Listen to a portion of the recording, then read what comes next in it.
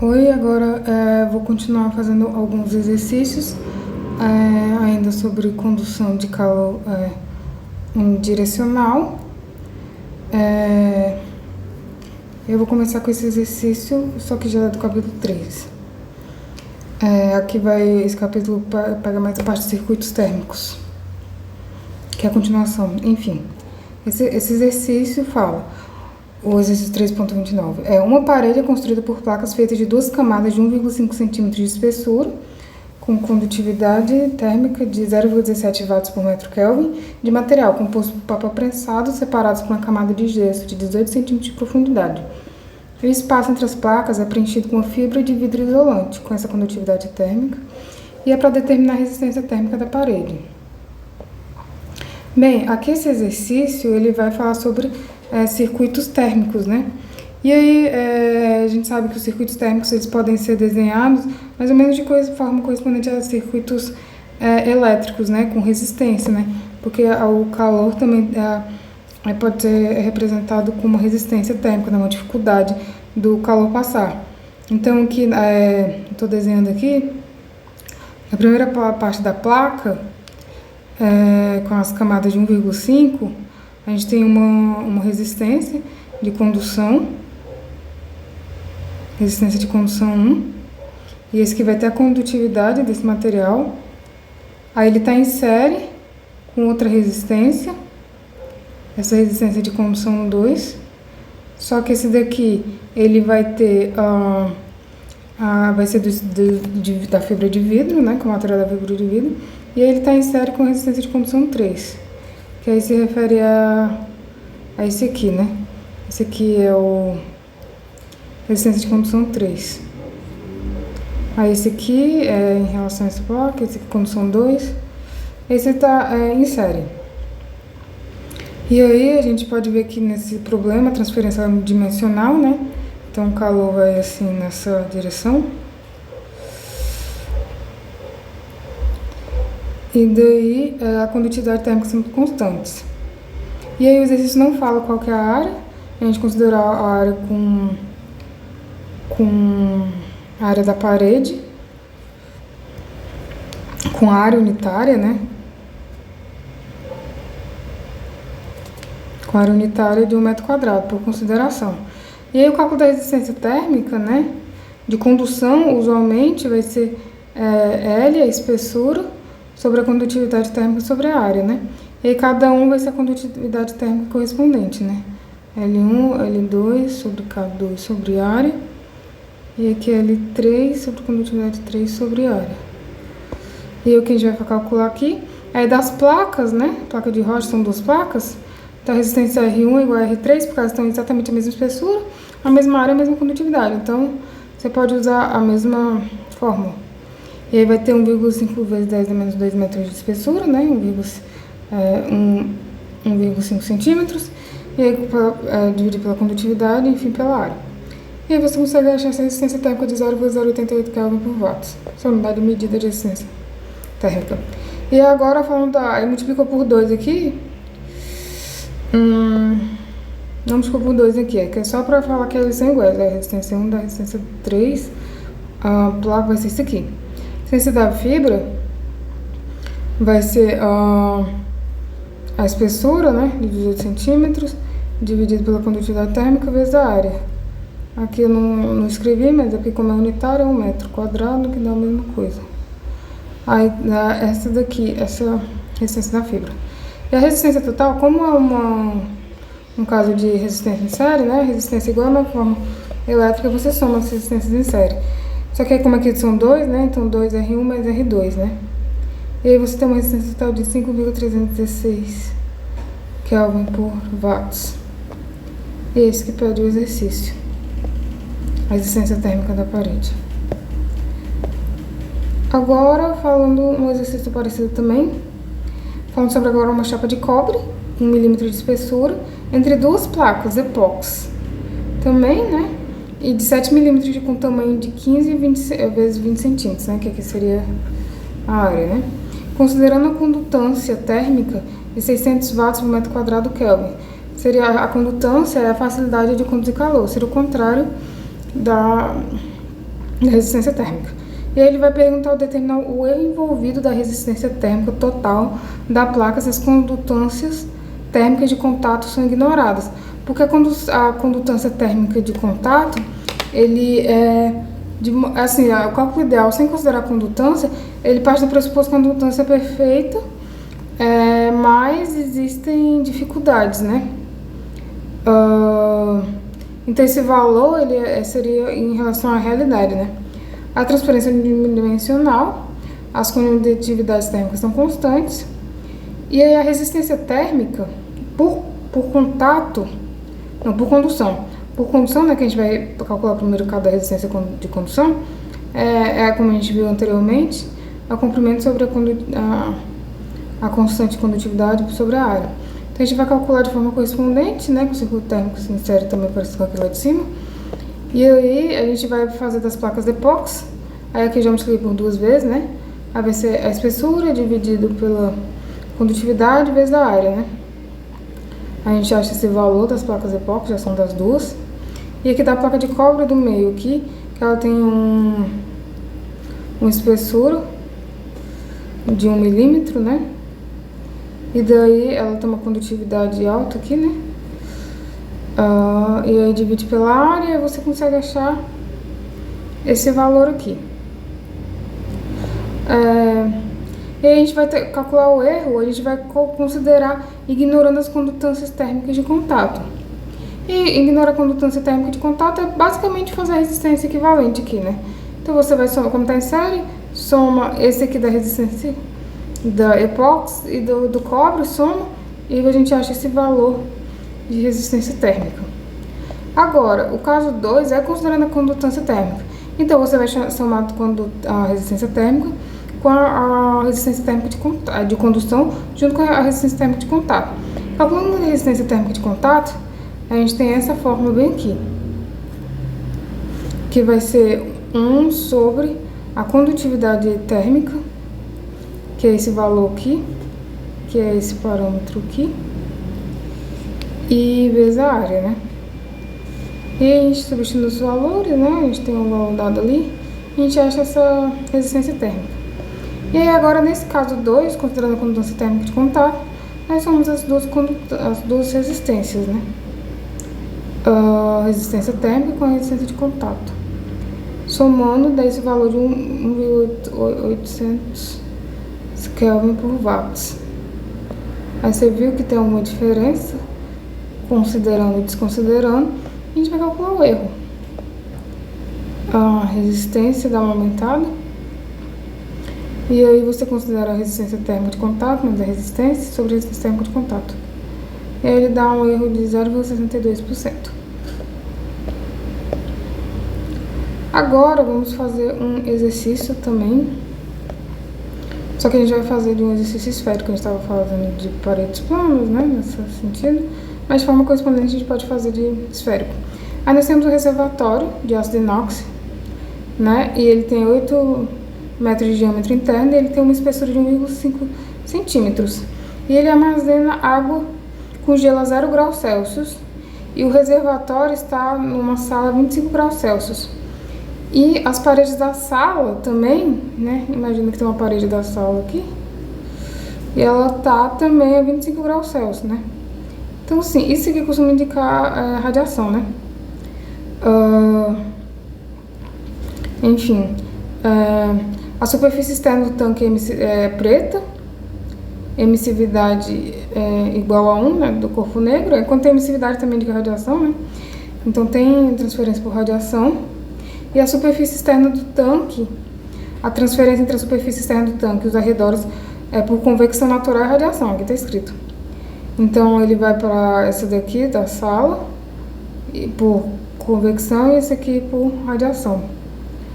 Aí fala quais são os coeficientes, né, de convecção, tanto na superfície interna aqui, porque vai ter convecção aqui dentro e aqui fora.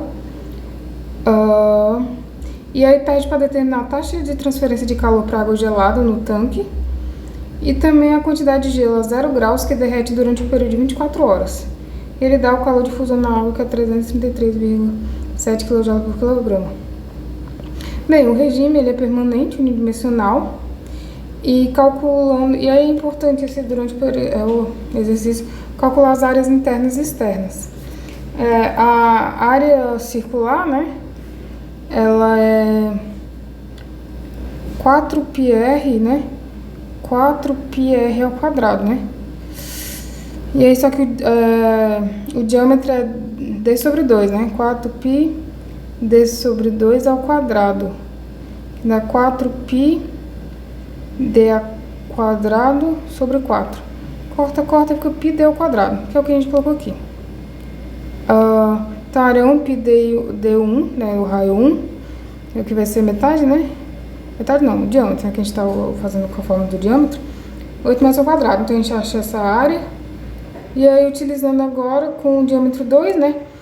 Que ele vai ter, aqui tem 1,5 centímetros, 1,5, então 3 centímetros mais 8, né? Aí a gente calcula a área dessa área aqui. Continuando. E agora a gente vai fazer as considerações.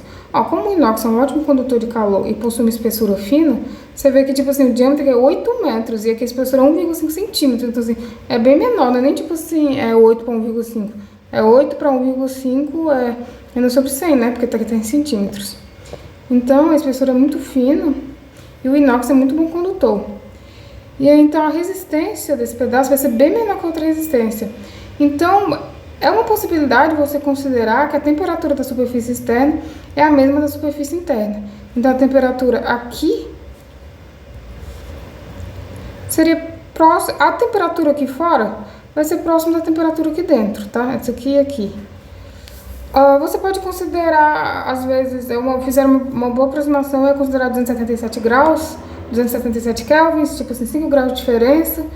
É uma boa aproximação, mas pode, fazendo a aproximação, tipo assim, como se fosse a mesma temperatura, é uma boa aproximação. Vou mostrar aqui. E aí aqui, aí agora a gente vai fazer o circuito térmico, né? Você avaliando aqui, a gente tem a convecção, né, da água com gelo, esse pedaço aqui. Aí chega aqui na parede de inox, né? E aí tem uma resistência de condução. Aqui a primeira parte da primeira resistência seria de convecção, na verdade, né? Deixa eu apagar aqui. Aqui não seria condução na parede, né? Resistência de convecção, né? Que é a parte interna. Se a gente for considerar o T interno de 0 graus Celsius, né? E aí depois ele, daqui do centro, aí ele vem pra cá e vem pra parede, né? E daí aqui é uma resistência de condução 1, né? Que é da parede. Essa aqui é da parede, né? E aí, quando sai dessa condução aqui, essa parte, aí tipo assim, separa em dois fluxos, né? Uma para dois fluxos, né? De forma paralela. Uma para convecção da temperatura de 20 graus Celsius, 25 graus Celsius da sala, e outra para a parede da vizinhança, né? Então a gente pode ver que é uma taxa de radiação para o ambiente. A taxa de radiação é para a parede, né? No caso, para a parede. Aí nós temos uma taxa externa de convecção, né?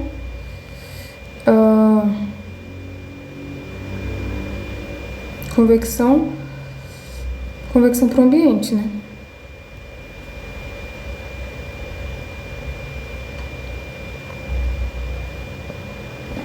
Pois é, o R de convecção 1 vai ser 1 sobre a condutividade sobre a área, né? A gente vai usar a condutividade interna de 80, né? A gente tem que escolher certinho, né? Aqui a superfície interna 80 watts metros quadrados. Sobre a área 1, né? A gente tem que escolher entre a área 1 e a área 2. Como é parte interna, então vai ser a área 1. E daí você escolhe, você acha essa resistência de convecção.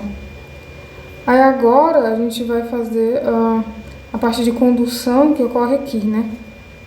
O fluxo de calor bem aqui nessa parede. Bem aqui. E aí existe uma fórmula de condução radial numa parede externa, tipo na casca esférica. E aí essa fórmula vem aqui, R2 menos R1, vírgula 4πk R1 vezes R2. Aí aqui é a espessura, né, da parede, que é 1,5 centímetros. Aí se divide pela condutividade, né,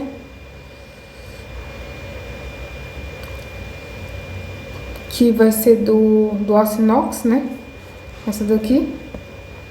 Não confundir com a da convecção. E aí você substitui os valores e acha essa resistência da condução na parede. E agora a resistência da convecção externa, né? Agora a gente vai considerar esses dois. A gente já está calculando todas as resistências. A gente vai calcular isso aqui primeiro. E aí a parte externa para a temperatura da sala de 25 graus Celsius, né? A gente está calculando sua resistência, né? 1 sobre H0, né? Você usa o coeficiente de convecção apropriado. E aí agora é da área 2, né? Porque agora você está considerando essa parte aqui. A convecção que sai daqui, né? Essa convecção aqui. Então é essa área aqui. E aí você tem que considerar a superfície externa do tanque, é isso aqui. E aí você substitui adequadamente, usa a área corretamente e você usa a resistência de convecção. E agora sobre a resistência de radiação. Bem, aí só tá faltando essa aqui, né? Resistência de radiação, né? Para calcular, para aí depois fazer a relação em paralelo. E aí a resistência de radiação é 1 sobre o coeficiente de radiação vezes a área. Só que a gente ainda não tem esse valor aqui.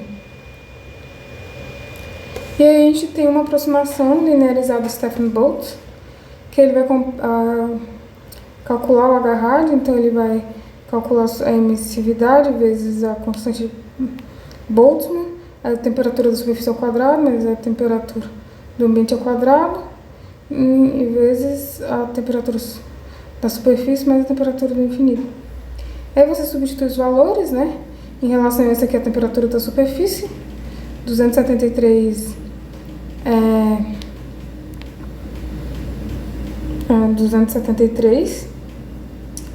Kelvin, porque lembra que a gente estava considerando, aqui é 0 graus, né? Aqui dentro, e a gente considerou aqui também 273, aqui porque é a mesma temperatura aqui. Pode considerar 277, tipo 5 graus a mais, uma aproximação pequena, né? E aí, mais a temperatura fora, né, de convecção aqui, 25 graus, que dá 298 kelvins. Aqui nessa forma é adequado você utilizar em kelvins, porque a relação Kelvin igual ao Celsius só na questão da variação da temperatura, né? Aqui nesse cálculo você tem que utilizar Kelvin para sair corretamente, né? E aí você descobre que esse coeficiente convectivo é de 5,82 watts por metro quadrado Kelvin. E aí você substituindo aqui, onde a gente estava procurando para procurar resistência, aí você substitui no H-rádio, né? E tem a área, aí você usa a área 2, né? Porque é a parte externa, né? E aí você encontra essa resistência. Então você calcula a resistência total. E o que é a resistência total? Na resistência total, a gente vai calcular agora a resistência equivalente do H-rádio, o HO, a resistência da radiação e a resistência da convecção. Como eles estão em paralelo, você tem que fazer o cálculo paralelo, que vai ser 1 sobre a resistência da convecção externa sobre a da radiação, que é 1 sobre a resistência equivalente, né?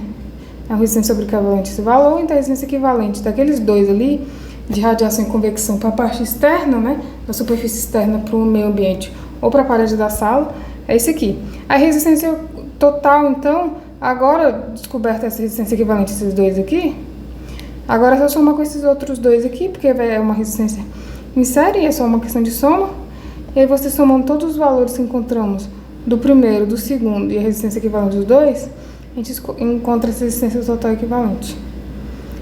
Agora a gente calcula a taxa. E como que é o cálculo da taxa? O cálculo da taxa vai ser a variação da temperatura em relação à resistência total. E vai ser da T infinito 1 menos a T infinito 2, né? Que é onde passa todas aquelas resistências totais. E aí a temperatura externa é 25 graus Celsius, a temperatura interna é 0 graus Celsius. Aqui você pode usar graus Celsius, porque você vê delta T aqui. Resistência total é essa, aí você descobre essa taxa. 64,1 kW. E aí o que eu pergunto na letra A, né? A taxa de transferência de calor para água gelada. E agora quer perguntar a quantidade de gelo a 0 graus Celsius que derrete durante o período de 24 horas. Bem, a gente tem a taxa, né? E a taxa vai ser, o que é a taxa? Isso aqui é em joules por segundo, né? Energia em relação ao tempo. Então, você pode só verificar, multiplicar pelo tempo, né? Que aí você consegue achar energia. Aí em 24 horas, você multiplica por 3.600, porque uma hora são 3.600 segundos, né? Como watts em joules por segundo. E a gente achou 5,54 vezes 10 a nona joules. E esse é o calor transferido, né? Aí, para saber a massa de gelo. A massa de gelo, a gente vai nessa fórmula do calor latente, porque aí é aquela relação, né, de calor latente. Não sei se vocês lembram, M vezes L, que é isso aqui? Para derreter o gelo. Então a massa de gelo vai ser essa energia, o calor, sobre essa constante, se você quiser ver aqui, o calor de fusão, né? E depois você só calcula a massa, que é 5,54 vezes 10 a sexta, o valor que a gente achou aqui. Aí aqui tá 5,54 vezes 10 a nona joules. Mas eu mudei para quilojoule aqui, porque essa unidade de medida estava em quilojoule, então você passou de 10 a nona para 10 a sexta. Agora só para acertar o cálculo, é o melhor jeito, o jeito que você acha mais adequado.